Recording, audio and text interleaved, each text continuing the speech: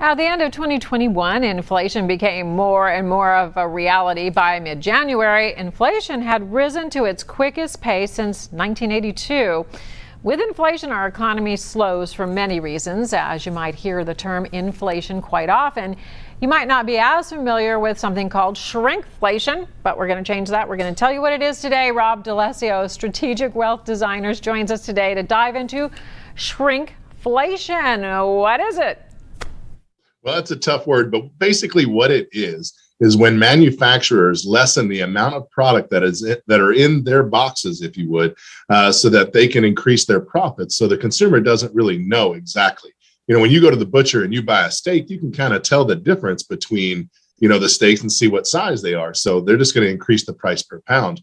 But the difference of a box of cereal, if you would, that's very, very hard for the consumer to see. When I remember this happening, I would think the 2008 years, the Great Recession, the ice cream, it used to be a gallon. And now ice cream is not a gallon anymore. And it never went back to the larger size. We just got used to a smaller size, which I kind of like. It fits in the freezer, but I don't like to pay more. Yeah, and that's the thing. People end up forgetting. And once they lower that size down, they don't really have a whole lot of incentive to come back, because here's the thing. When the consumer realizes when they're paying more for it, there could be some backlash. But if they just lessen it by 5%, maybe a little bit less, when there's billions and billions of bags of potato chips or boxes of cereal being sold, that has a huge impact on the profit margins of the big companies. I always say prices are sticky on the downside too. We're not going to see a change, but let's put it a little bit in perspective before we go.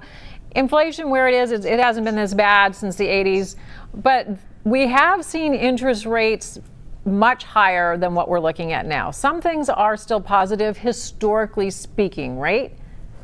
Yeah, absolutely. Inflation's obviously higher than the historical average, so that is a concern moving forward.